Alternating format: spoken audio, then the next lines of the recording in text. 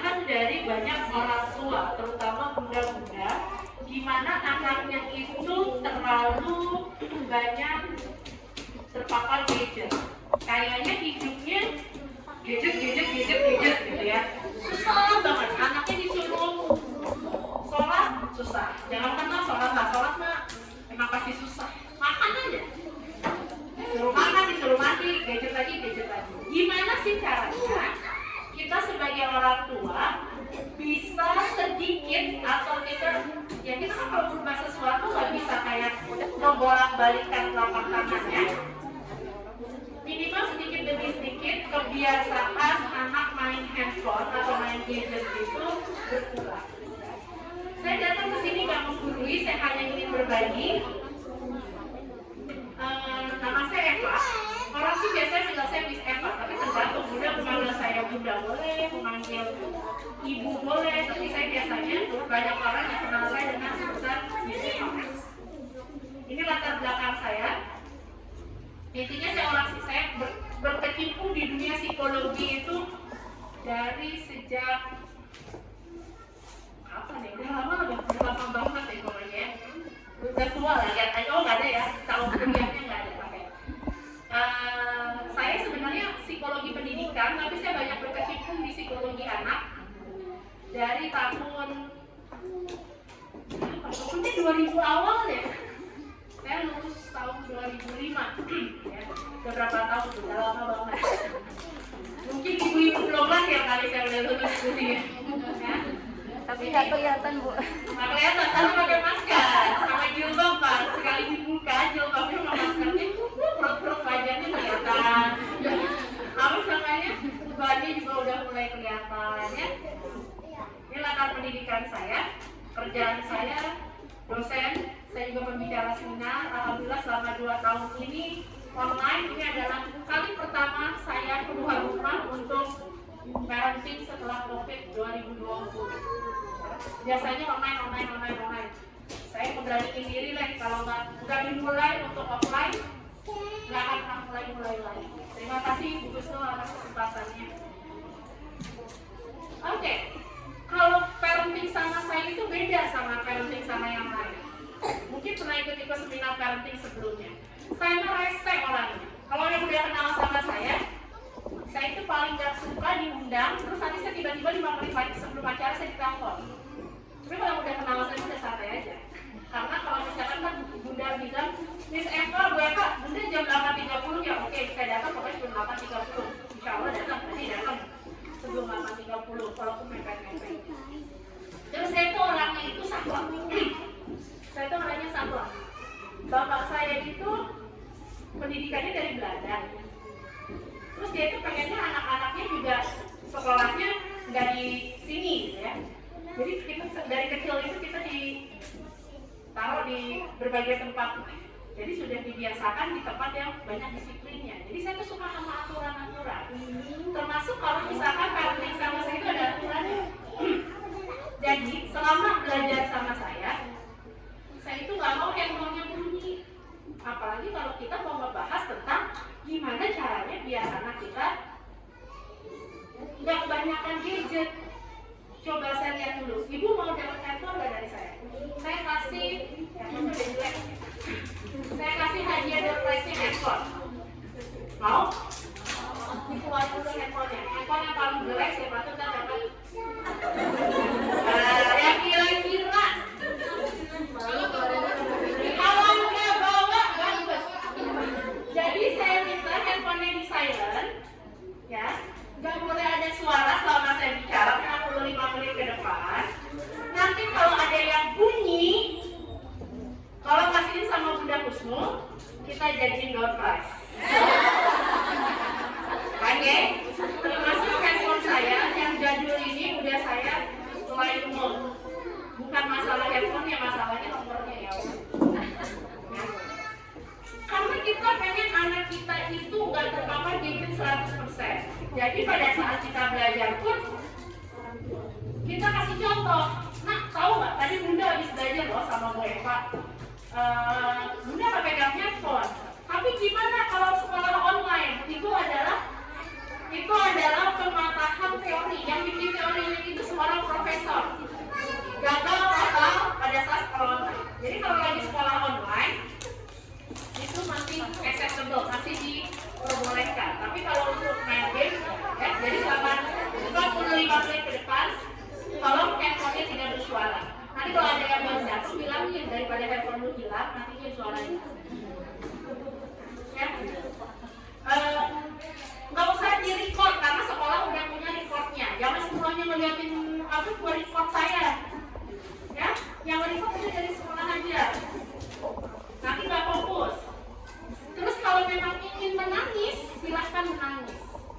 Gak ada kata salah untuk menangis. Belum apa-apa udah disuruh menangis. Ini seminar apaan biasanya ya? Kalau mau ketawa, ketawa. Oke.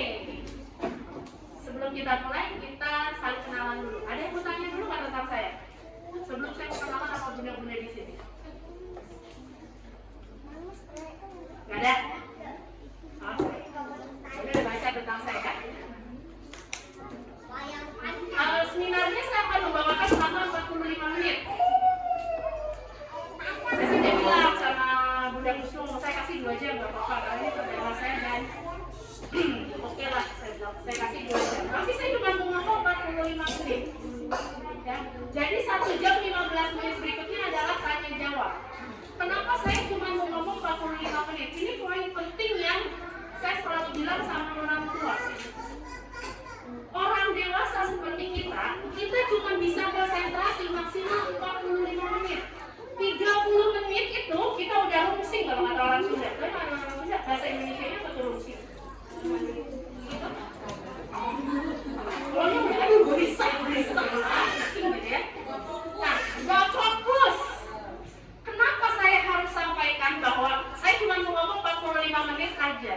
Jadi yang harus diingat sama Bunda adalah kalau saya orang dewasa, kalau Bunda orang dewasa yang cuma bisa konsentrasi 45 menit, apa kabarnya sama anak-anak kita yang masih TK ini? Biasanya nanti dia tanya, Miss Eva, anak saya itu nggak bisa konsentrasi. Miss Eva, anak saya itu malas belajar. Belajarnya berapa lama, Bun? 2 jam. Lah bundanya aja bisa konsentrasi itu ya. Menit ke-30 udah rungsing, udah gelisah. Maksimal 45 menit kan tiba-tiba ya Allah.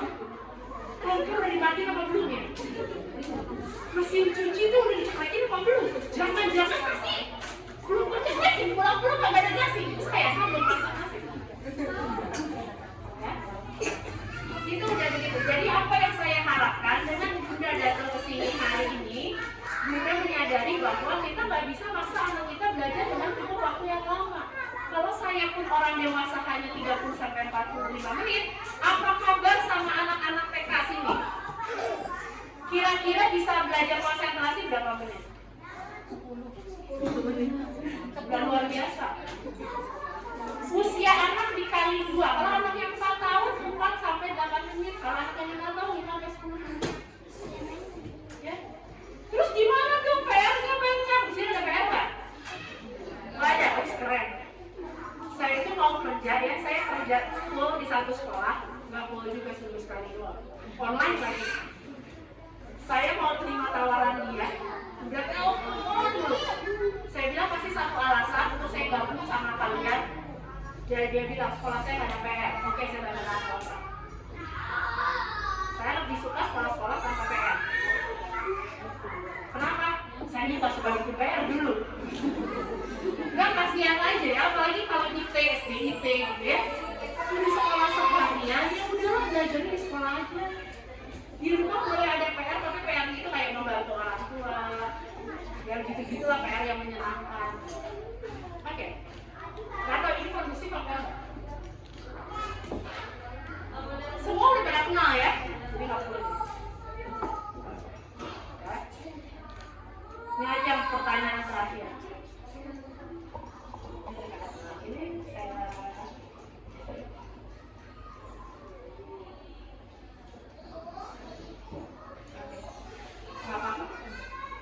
saya minta dalam waktu Bunda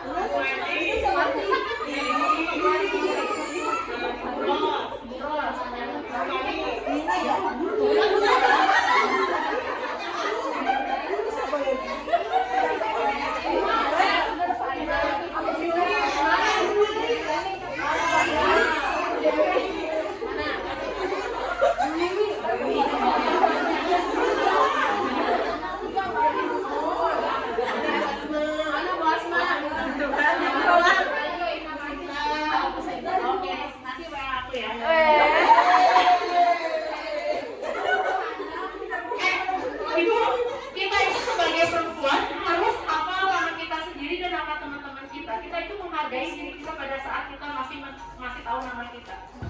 Saya itu senang banget loh, saya tinggal di Taman Sentosa. Di Taman Sentosa itu kita memperkenalkan nggak pakai Mama Farel, nggak pakai Ibu Budi, nggak.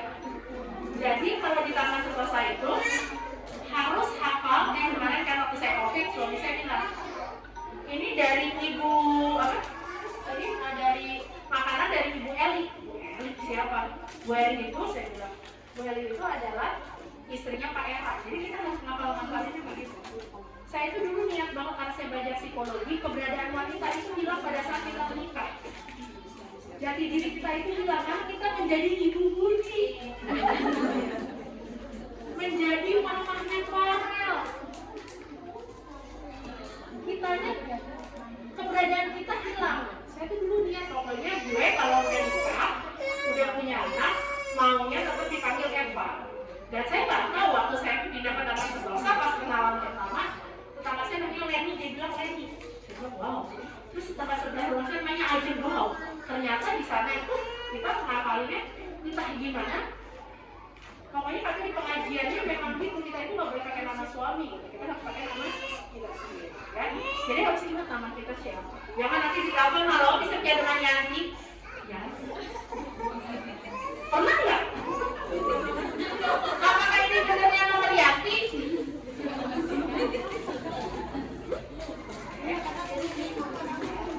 Ya. Sekarang saya pengen tahu yang anaknya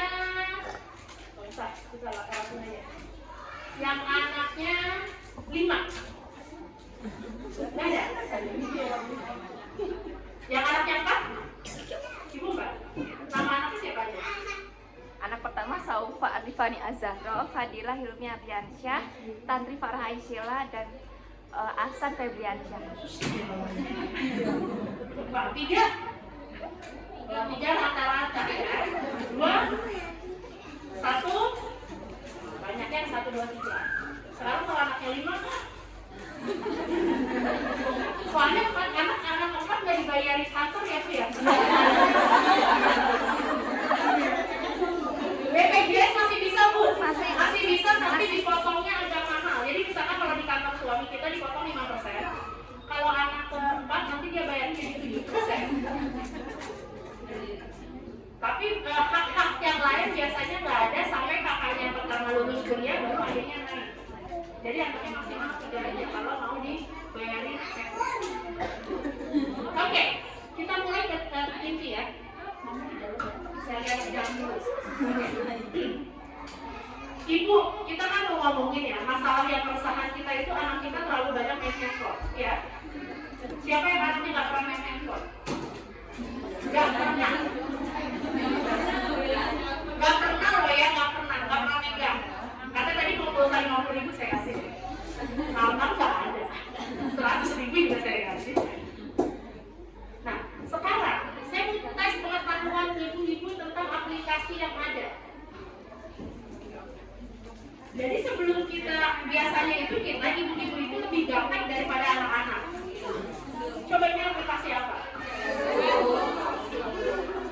Ini? Oke. Ini? Ini?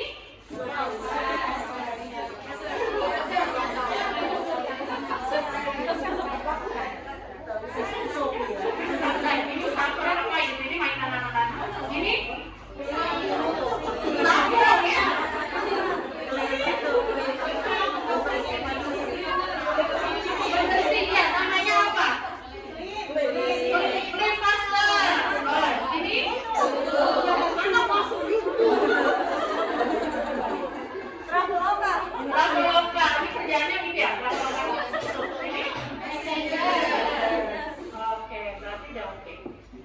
Banyak yang bilang jadi orang tua zaman sekarang itu jauh lebih susah daripada jadi orang tua zaman dulu, ya Mbak? Kata siapa? Tadi mana yang anaknya 4? Siapa yang 10 bersaudara di sini? Enggak ada. Yang saudaranya 9? Itu 9 bersaudara. Anak berapa? Anak 5. Enak Mbak? Anak 5 itu enak. Enak banyak saudara. Enak banyak saudara. dua, tapi harus berapa? 9 bersaudara, 8 bersaudara. Anak keberapa? Anak terakhir enak banget kan? Saya juga 9 bersaudara, tapi kakak saya meninggal, adik saya juga udah meninggal. Jadi saya itu anak ke-8 dari 9 bersaudara, yang masih hidup itu saya adalah anak terakhir. Kakak saya COVID, saya dapat duit dari kakak saya. COVID itu kakak saya yang kedua. Saya dikasih 1,5 juta vitamin dikirim. Wah, dikirim ke tangan saya sampai alhamdulillah nggak dikirim apa-apa. Serius, saya ngarep ya tiap hari tolong gitu. Bisa Pak, gitu kan, kayak ekspedisi dibuka ada dari teman lagi, dibuka ada dari teman lagi. Nah, ya kakak saya ini. 8 bersaudara, anak ke-8. 7 bersaudara? 5, 6, ya pokoknya 5. Anak keberapa dari 5? Anak 5 dari 5, masih enak lah katanya. 4 bersaudara? 4, 3, 2, 1. Orang satu-satunya ada. Kalau dibilang, katanya ada orang tua zaman sekarang itu lebih susah daripada orang tua zaman dulu. Sekarang anaknya maksimal 4. Dulu 9, kira-kira lebih susah yang mana? Yang 4, kenapa lebih susah yang 4? Udah beda zaman. Kalau dulu, bapaknya begini. Saya dulu kan tinggal dari perumahan. Yang punya mobil kan hitungan jari ya. Salah satunya bapak saya punya mobil. Saya SD. Mobil bapak saya itu masih di gang satunya, Bu. Udah kedengeran. Wis, papi langsung lari. Kalau sekarang mana motor bapak yang mobil bapak di depan rumah, saya aja. Jadi lebih susah anak sekarang karena tantangannya lebih berat. Kalau dulu mah orang tua begini aja kita udah diem ya. Disuruh mandi. Anak sekarang disuruh mandi? Kabur. Main HP, nonton TV dan sebagainya. Nah, kenapa zaman sekarang itu anaknya maksimal 4, banyaknya 1, 2, 3. Tapi kenapa lebih berat? Karena tantangan teknologi yang berganti dalam hitungan detik. Sekarang udah masuk dunia metaverse. Udah tahu dunia metaverse? Pernah dengar? Tahu Gozali Everyday? Tahu Gozali Everyday nggak? Yang orang tiap hari selfie selama 5 tahun tanpa ekspresi. Dia dapat uang 1,7 miliar. Nah, gitu. Ngapain sih itu orang beli fotonya si Gozali sampai 80 juta? Survei 40 juta loh, Bu. Saya mau beli handphone aja 20 juta lagi nego. Ya kan itu orang butuh duit. Kalau butuh duit mah harus bisa dinego ya. Sama di TV ya. Saya bilang saya nggak tahu. Sekarang itu kita memasuki dunia metaverse. Dunia metaverse itu dunia digital. Nanti tuh ibu bisa punya tanah tapi digital. Tanahnya nggak ada. Jadi kita punya dunia nyata, tapi kita punya kekayaan digital juga. Kripto atau kripto? Ada yang main kripto? Kalau punya duit sekarang main kripto taruh aja, tapi nanti dibukanya kapan-kapan. Kripto lagi tarik berapa? Itu dunia berubah. Ada yang mau tahu kripto, ada yang mau tahu dunia metaverse. Apa kabar ini? Saya ngomong udah lama apa yang terjadi di dunia maya itu saya nonton lagi. Ya. Jadi ini tuh benar-benar gelap. Lalu gimana kita bisa sukses mendidik anak kita di dunia digital ini? Kalau nemunya cuma seadanya. Karena ada hadis kan, ajari anakmu sesuai dengan zamannya. Kita udah gak bisa menggunakan teori-teori zaman dulu pada saat orang tua kita yang punya 9 anak mendidik kita yang cuma punya 1, 2, 3 anak. Udah gak relevan. Jadi kenapa harus ada kelas-kelas parenting berkala? Apalagi sekarang itu enak banget. Saya sih merasa diuntungkan dengan pandemi. Saya melihat pandemi dari sisi positif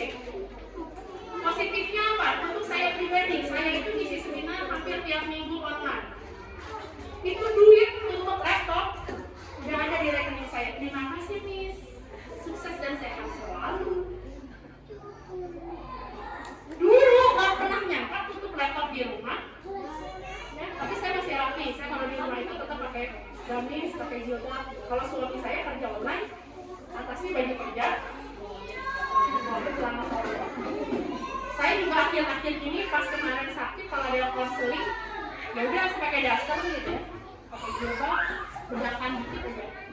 Yang kecil. Dulu nggak pernah kebayang, pernah nggak kebayang? Apapun yang kita beli ada di depan rumah. Saya dulu pernah baca buku lagi kecil. Nanti itu akan ada namanya video call. Dulu anak saya nonton TV sampai akan telepon, oh apa kabar? Ternyata enggak.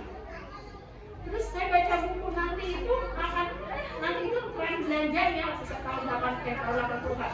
Tren belanjanya itu akan belanjanya datang sendiri ke rumah, belanjanya lewat komputer. Saya mikir, komputer bisa jangan komputer. Ternyata enggak ya, di Shopee gitu ya, masukin ke keranjang 99 plus. Yang saya nggak ada satu, itu saja. Jadi apa sih yang ada di benak Bunda pada saat mendengar era digital? Kira-kira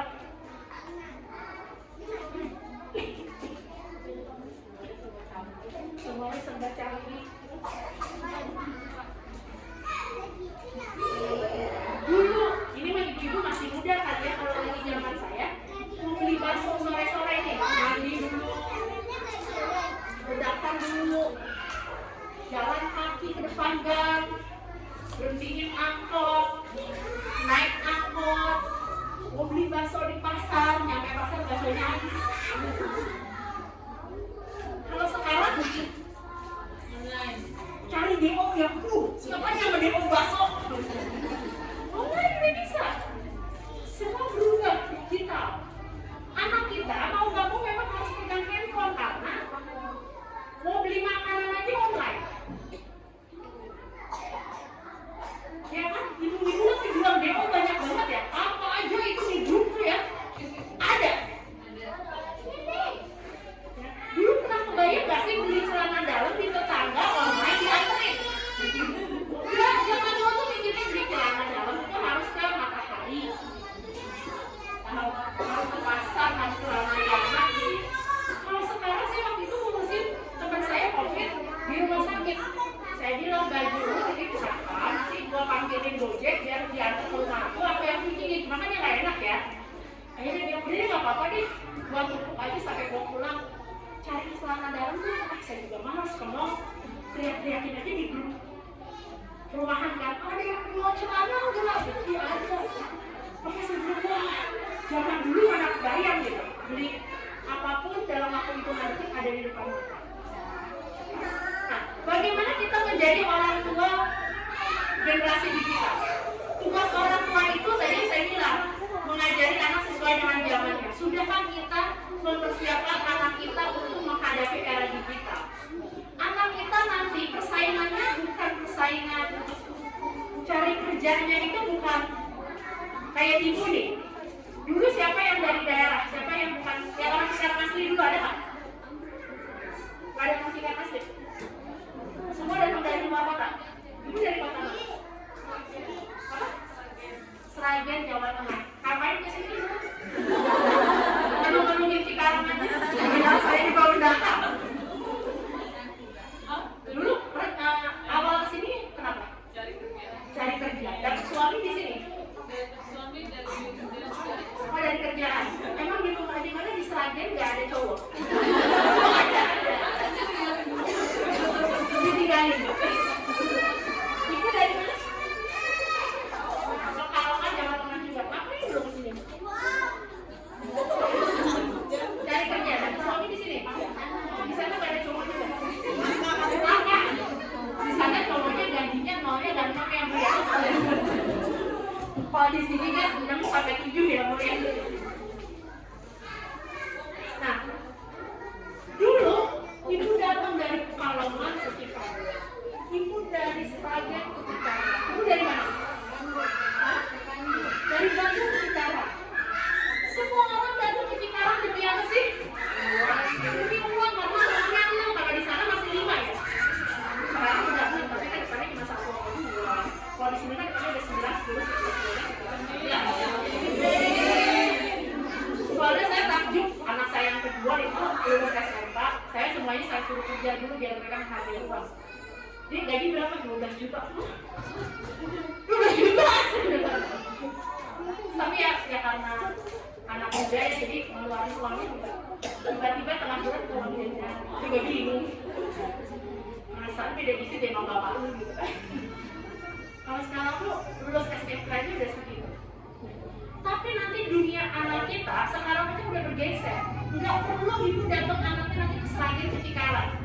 Udah di Sragen, tapi ngerjain kerjaannya di Amerika. Uangnya dolar. Saya selama pandemi hari ini adalah hari pertama saya ngisi seminar offline. Saya hari kelima saya kerja keluar rumah. Jadi udah nggak perlu kerja tekan-tekan dari Bandung. Saya mau dalam seminar online bisa. Dari Kalimantan bisa. Dari Bogor bisa. Saya konselnya udah online. Dulu nggak pernah kebayang. Yang terjadi nanti sama anak kita itu bukan hanya akan bersaing sama orang-orang Cikarang aja, tapi sama orang Amerika, sama orang Korea, sama orang Jepang. Kerjanya di depan komputer. Saya punya sepupu saya lulusan SMK juga, dia kuliah tapi nggak selesai. Tapi dia luar biasa, dia kerja di rumah, nolnya udah 7, depannya bukan 1. Jadi dia kalau nggak 20-30 juta, kerja di depan komputer, kerja di bawah perusahaan.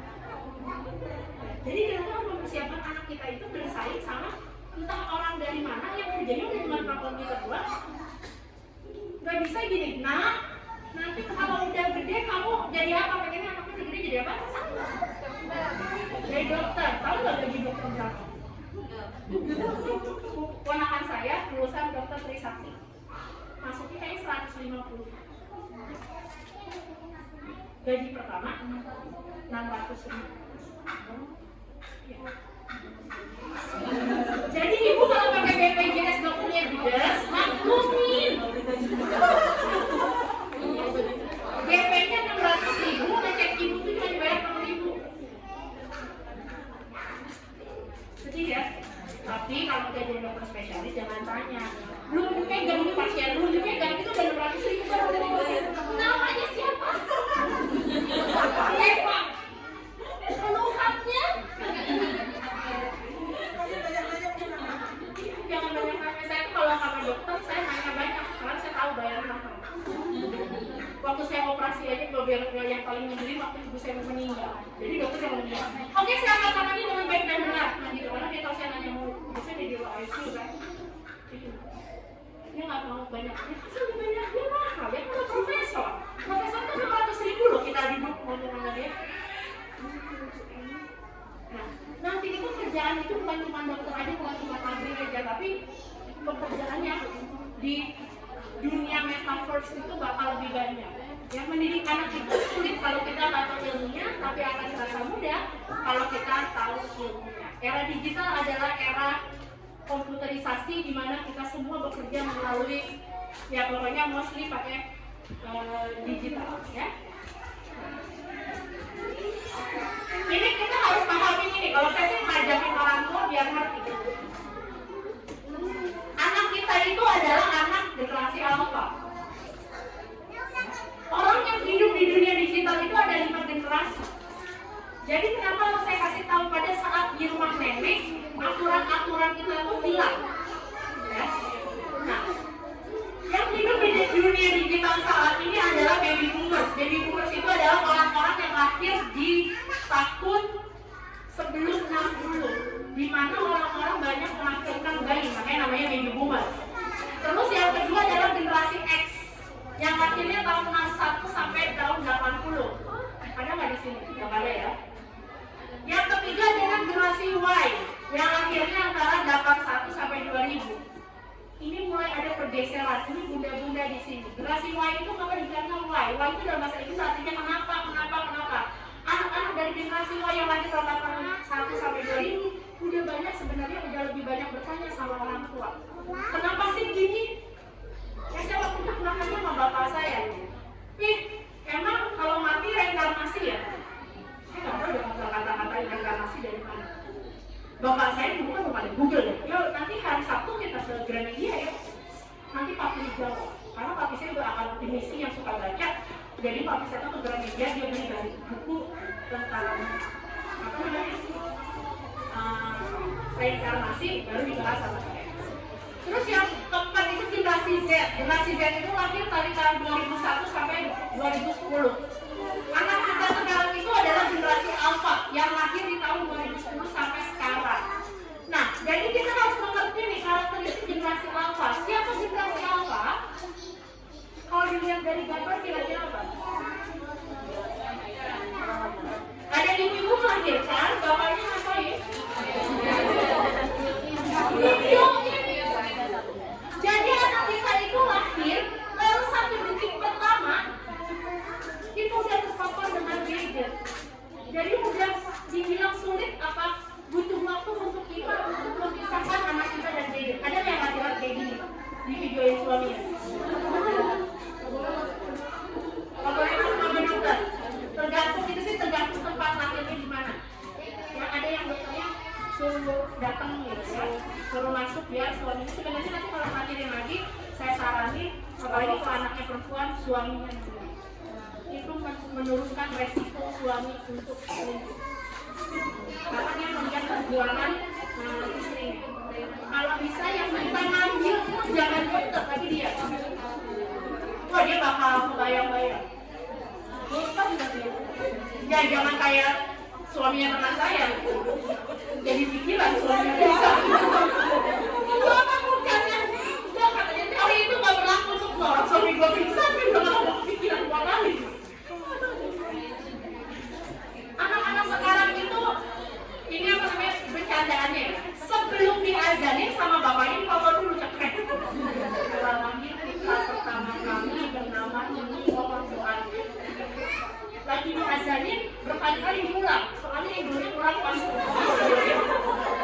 Jadi generasi Alpha itu tadi anak ya dari lahir udah terpapar gadget. Nah, cirinya dari generasi Alpha atau anak kita adalah anak yang paling terdidik. Dulu siapa yang TK? TK udah TK loh kalau generasi game. TK tahun berapa Bu? Saya masih ingat loh, saya playgroup 89. Dulu saya playgroup, perumahan saya itu perumahan Cina, yang playgroup rumah saya doang. Semua orang bingung. Oh, karena kayak dulu playgroup. Siapa lagi yang TK? Tahu?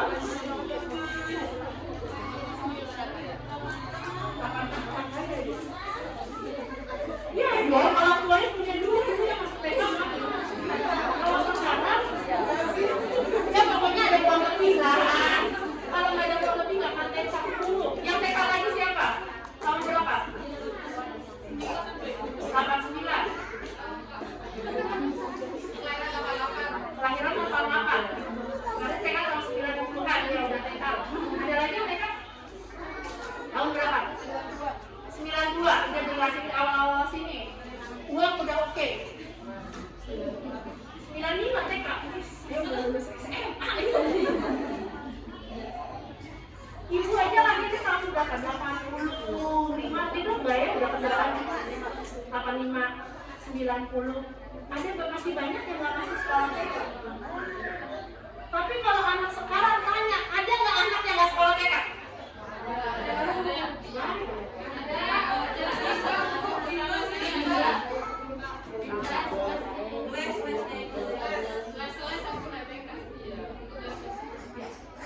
Les-les aja nggak TK. Saya banyak kali yang kayak gitu. Kalau saya menyarankan masuk TK. Anak yang les-les doang, nggak usah disebutin kan lembagannya ya. Di SD-nya lebih cenderung bermasalah. Saya punya murid ya. Saya kan konselor sekolah, jadi saya itu nanganin anak-anak bermasalah di satu sekolah. Namanya Anajno di Cikarang Utara. Itu salah satu sekolah favorit di Cikarang Utara itu dia. Masuk TK-nya aja kuota cuma 60, yang datang 150. Masuk SD 100, yang datang 200 lebih. Itu ada murid turun dari mobil pakai tas. Jalan. Masuk kelas. Duduk. Dia belajar baca di lembaga baca dari umur 2 tahun. Otaknya belum berfungsi dengan baik dan benar. Makanya kalau ada orang nanya, Miss Eva, anak saya 4 tahun. Mendingan les baca dulu apa masuk TK? Saya jawab masuk TK. Bukan karena saya diundang sama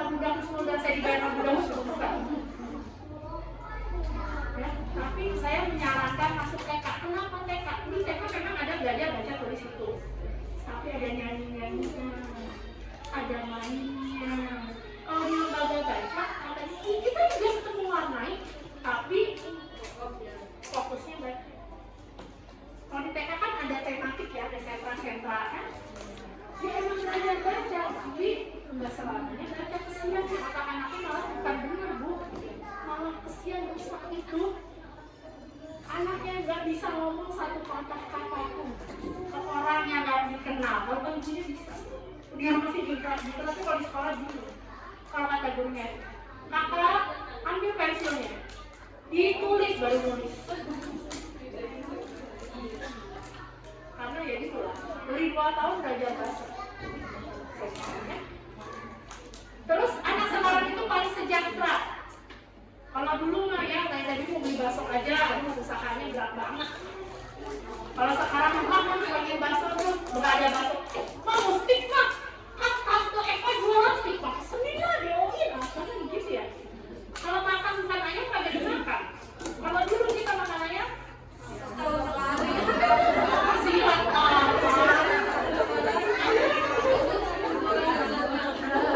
sekarang disuguhin ayam tuh malas banget makan. Saya kalau ditraktir orang makan, ayamnya diambil, udah bosan, sudah kayak makan tempe. Aku tempe kangkung panas sama ikan asin. Jengkol itu. Terus generasi Alpha itu sama orang tuanya umurnya jauh, akrab dengan teknologi dari awal, jadi mereka ketergantungan secara teknologi. Nah sekarang kita masuk, ibu kan resah nih, gimana caranya anaknya biar nggak kecanduan gadget? Kenapa anak kita senang main handphone? Karena orang tuanya juga suka main handphone. Sholat dulu Kak. Mama nggak sholat, sebentar nih si tante ini siap Kak.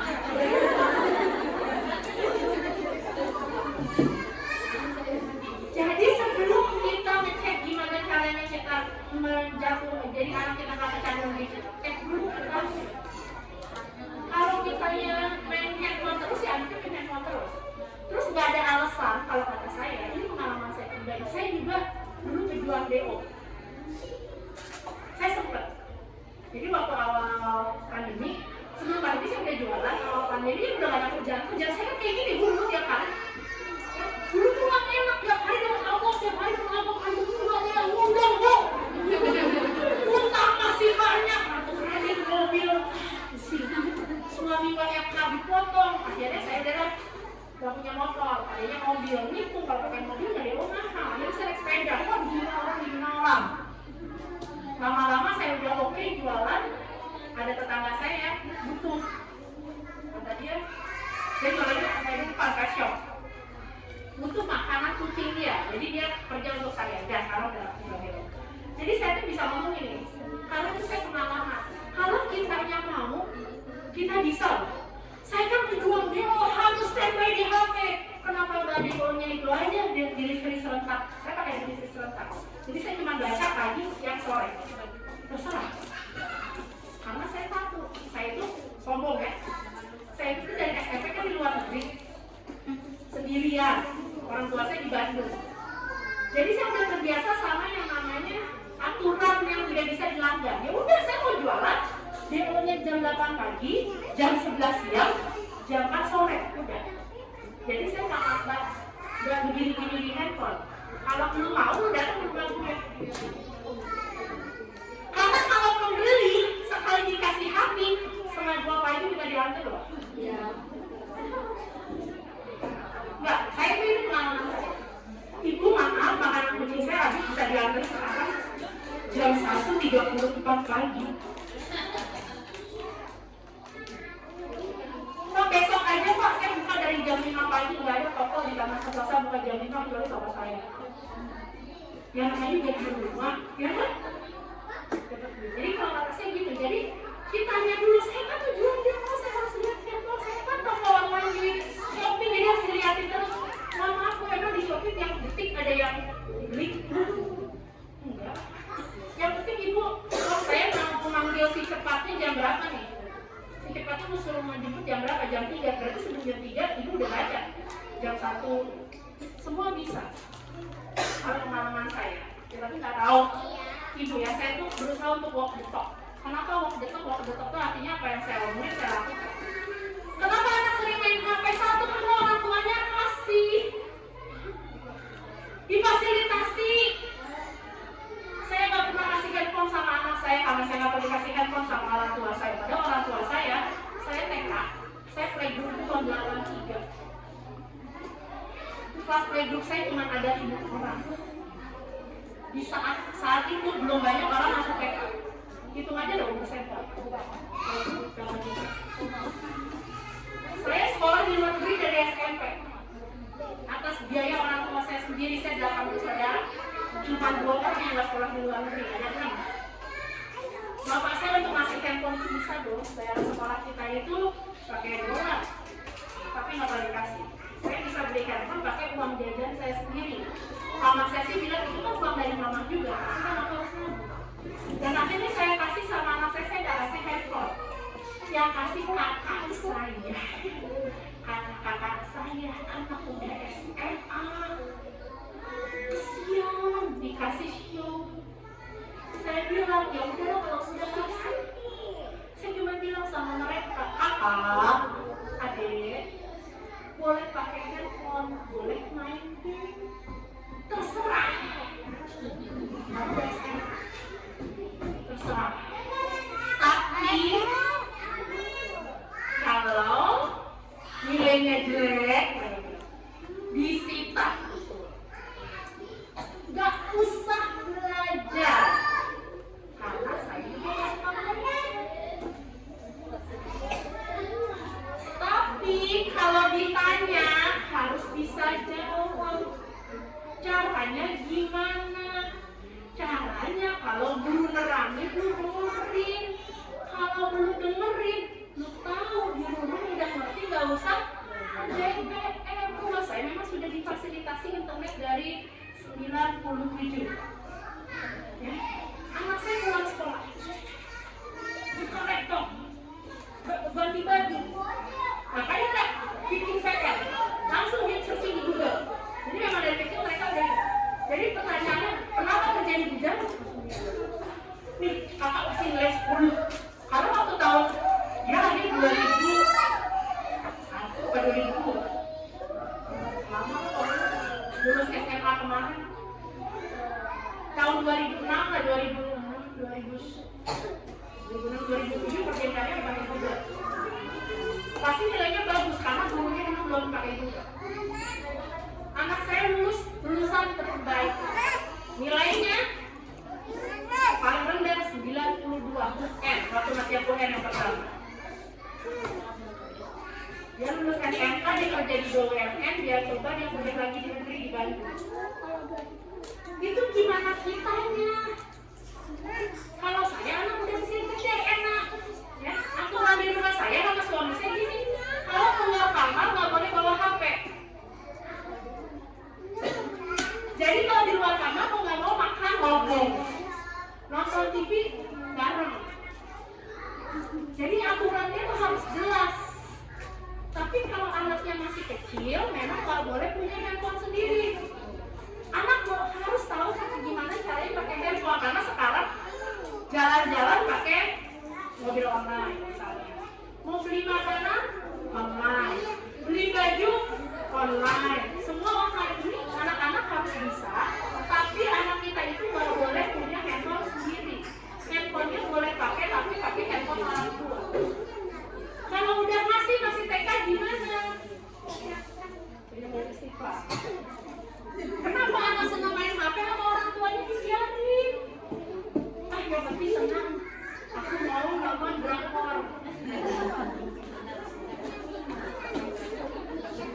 Kenapa anak suka main handphone? Ada ibu tadi siapa itu?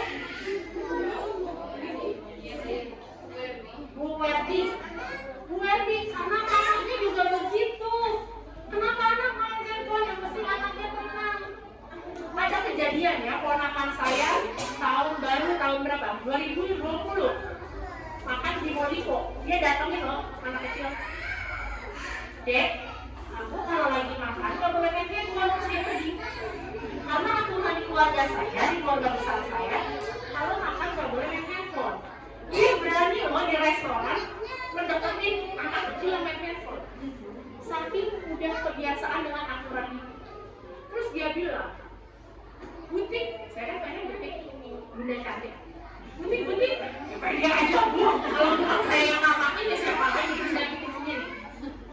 Butik, kayaknya peraturan itu sering dilanggar deh sama orang dewasa. Katanya kalau lagi bermain bersama ada lebih dari 2 orang, kita nggak boleh pegang handphone. Itu aturan keluarga besar saya, sepupu, adik kakak. Jadi kalau kita ketemu nggak ada pegang handphone. Tapi kenapa sama orang dewasa dilanggar? Boleh nggak aturannya diganti? Waktu itu dia umurnya 5 tahun, sekarang dia umur 8 tahun. Terus saya bilang, aturannya apa emang harus digantinya? Kalau lagi ada saudara, nggak boleh main HP, kecuali mau selfie. Aturan itu akhirnya berlaku di keluarga saya. Jadi kita kalau misalnya saya main ketemu nih, saya nggak akan pegang handphone. Kumpulan keluarga saya nggak ada yang pegang handphone. Anak-anak main dengan anak-anak lainnya. Nggak ada yang pegang handphone karena udah tahu aturannya adalah kalau ada orang tidak main handphone. Main handphone itu lagi sendiri. Kalau keluarga saya bisa, keluarga ibu juga pasti bisa. Ya. Kenapa sih orang tua masih handphone? Anak orang belum punya, anak saya belum punya. Apalagi sekarang kadang daring, kadang nggak daring. Anak-anak harus punya HP sendiri. Ya, terus percaya anaknya itu gak bakal main yang aneh-aneh. Yang anak saya gak mungkin, ya. Nah, ini faktanya. Tadi saya udah bilang, kita orang tua pertama generasi digital menghabiskan 9 jam di depan gadget.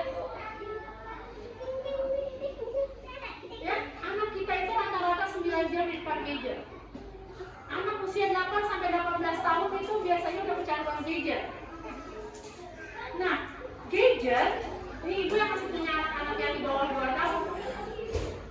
Atau dia TK lagi cek lagi. Karena gadget itu berpengaruh pada penundaan perkembangan. Ada klien saya, dia itu namanya essential autism. Kurang dengar kata autis? Autis itu apa sih? Anak yang apa? Anak yang gak menghiraukan lingkungannya. Kenapa sih anak itu bisa autis?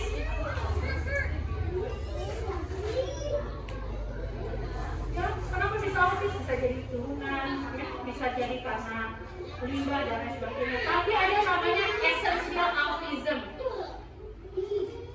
Itu sebenarnya bukan anak autis tapi diautiskan oleh lingkungan. Karena dari kecil udah dikasih gadget biar dia diam. Jadi dia secara tidak langsung hanya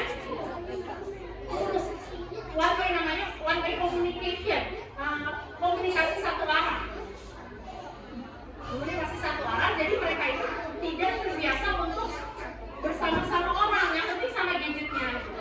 Jadi perkembangannya tertunda. Jadi harusnya pintar tapi jadi berkurang. Terus anak jadi malas berkomunikasi verbal karena anaknya kebanyakan main handphone. Udah, anak. Ini mau teh manis apa teh pahit? Susu coklat atau susu strawberry? Ya. Anak tidak melakukan kontak mata karena kontak matanya cuma untuk handphone. Apa yang akan dilakukan sama anak ibu kalau lagi online kira-kira? YouTube. Nonton YouTube-nya nggak apa-apa kalau YouTube-nya YouTube Kids. Ya. Tapi iklannya kalau dilihat, kalau saya bilang kalau punya anak pakai YouTube Kids. Jadi iklannya sesuai. Kalau di YouTube dewasa, tontonannya Nusa dan Rara. Iklannya iklan orang dewasa. Ya. Anak mainnya begitu. Kadang sekarang juga anak udah upload video ke TikTokan, ya, berbagi foto, kadang suka bully. Anak-anak kita di mana aja tadi? Media sosial, ya, YouTube. Kadang juga udah bisa shopping, ya. Ada nggak yang anaknya minta mainan terus matiin handphone mamanya shopping Lazada online? Salah satu karyawan saya ada kayak gitu soalnya.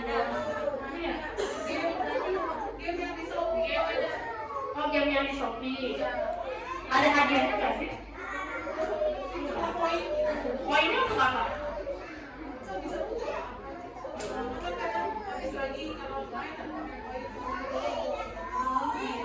Kalau saya udah nggak main game, udah lama. Dulu saya main game, apa dulu mama-mama tuh main game Candy Crush.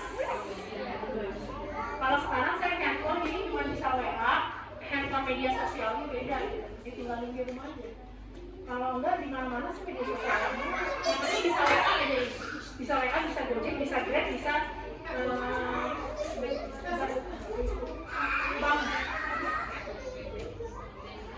banking.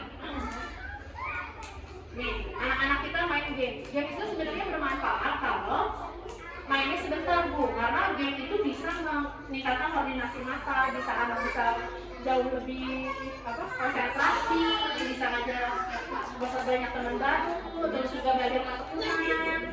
Kalau anakku yang pertama itu bagus di bahasa, dia bahasa itu dapatnya dari Nickelodeon, pokoknya dari film-film kartun yang berbahasa Inggris sama dari games.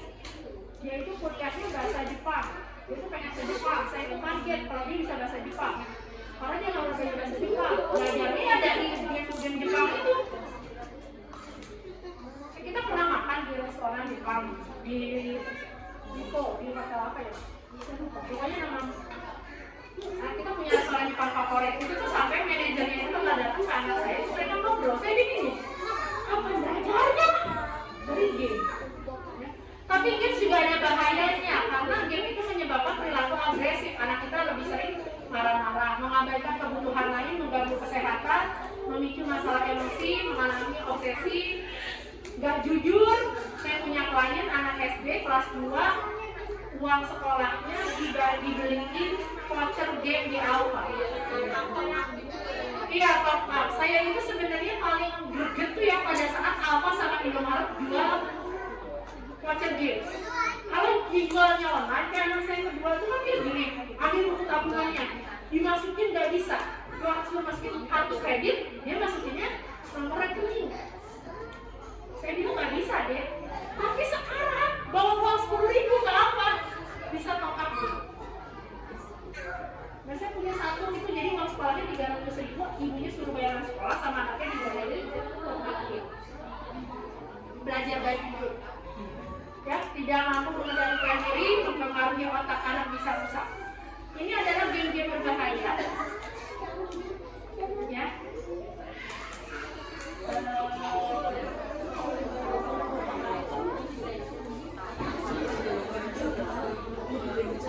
Bahaya kalau untuk anak. Ini saya mau ngasih mainan ini namanya GTA, Grand Theft Auto. Biasanya yang mainnya sih anak SD. Tapi kalau ini banyak anak-anak juga bisa sedang, karena ini hadiahnya adalah kalau mainnya pinter, hadiahnya itu dikasih cewek. Ya, terus nanti ngeklik, dikasih cewek ngeklik, mau ngapain aja yang biasanya ibu lakukan. Kalau mau ntar cari aja di YouTube, ini karena banyak anak-anak, kontennya nggak bagus untuk anak-anak. Jadi itu kayak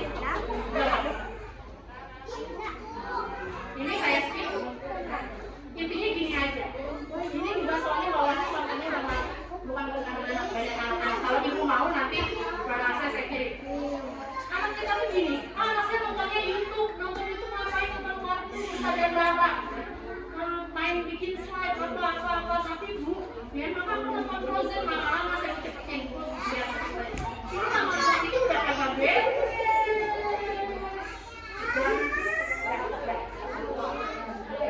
Jadi awalnya itu proses lama-lama bukan proses yang konten dewasa. Jadi kita itu benar-benar harus apa namanya?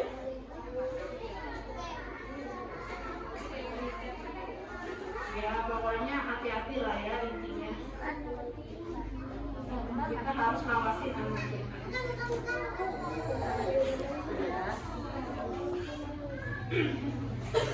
Oke, intinya gimana caranya, apa yang harus kita lakukan biar anak kita nggak kecanduan gadget, biar anak kita bisa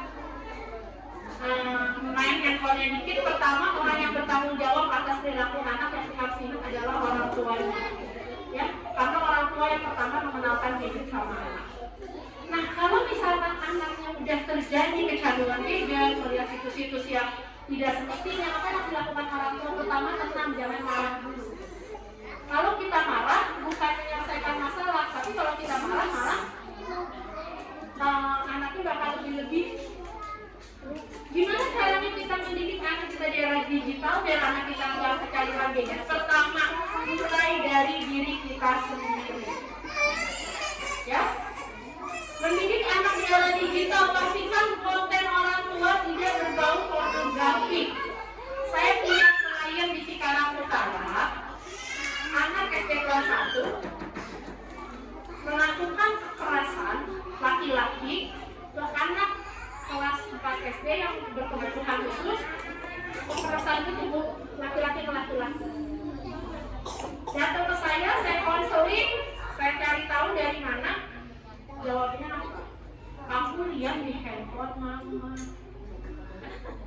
Saya cross check sama mamanya, papanya di luar kota.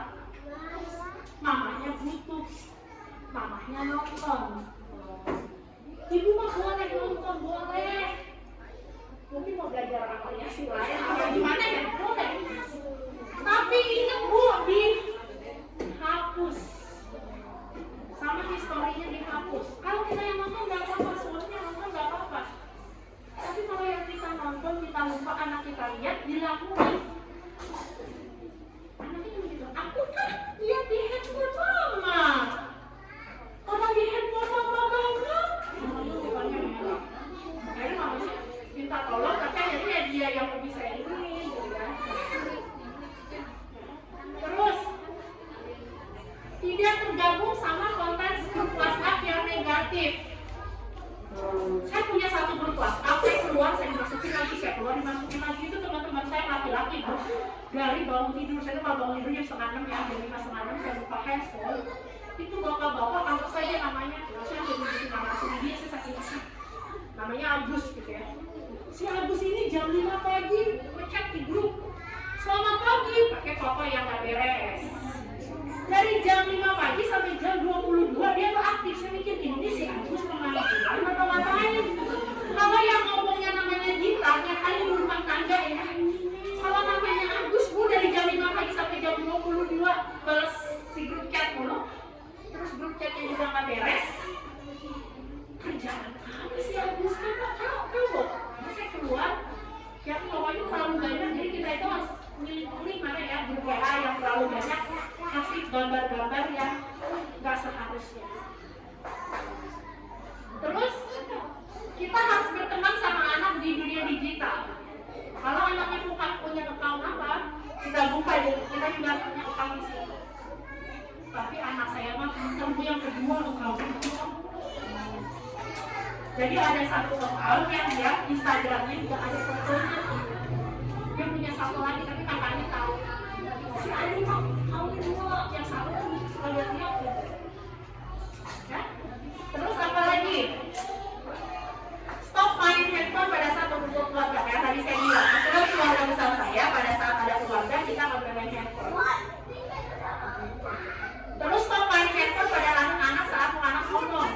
Jangan anaknya mau ngomong, ibunya tetap main handphone. Ya? Jadikan media sosial sebagai sarana berbagi informasi, bukan untuk ngejurit-juritin orang. Yang pasti tidak boleh ada handphone, komputer, TV di kamar. Ya? Tetapkan aturan manajemen. Maksudnya apa? Sebenarnya seharusnya anak di bawah 13 tahun nggak boleh punya handphone sendiri. Membuat perjanjian screen time. Kalau di keluarga saya kan, kalau kita berkumpul bersama nggak boleh main handphone. Mungkin keluarga ibu ada cara lain. Batasi uang jajan anak karena takutnya anak malah top up games di apa kayak gimana. Ya. Ingatkan berada di sosial media, selalu ingatkan tidak berbagi informasi dengan orang yang tidak kenal. Selalu ingatkan bahwa Allah melihat apa yang kita lakukan. Ya, pastikan handphone orang tua selalu dalam keadaan mode pesawat kalau anaknya masih balita. Gimana cara membebaskan anak dari kecanduan gadget? Dibikin jadwalnya. Awalnya susah, tapi kalau udah biasa oke, ya. Terus yang kedua, baca buku, tapi ibunya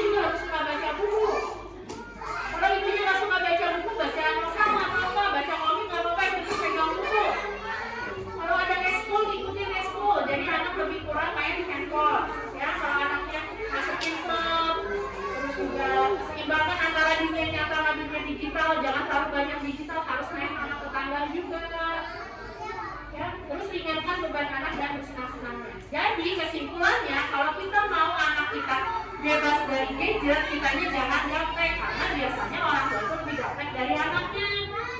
Ya, ibu dapat handphone baru dari suami, baru dapat apa? Bonus. Yang pegang bonusnya siapa? Anak. Pikiran anak udah buat ibu mau ngerti apa? Jangan malu kalau anaknya lagi suka apa, anaknya ahli BTS, ibu harus tahu ahli BTS kayak apa, biar kita bisa ngilangin diri anak. Anak ibu main game apa ibu main? Ada satu game nanti lah kalau ada banyak, ada satu game yang salah banget. Jadi klien saya juga anak SMP main game, pertamanya game kartun 5 tambah 7 sama dengan 10, lama-lama chat sama orang dewasa. Chatnya yang mengandung XXX. Jadi harus jadi sahabat anak, jangan terlalu banyak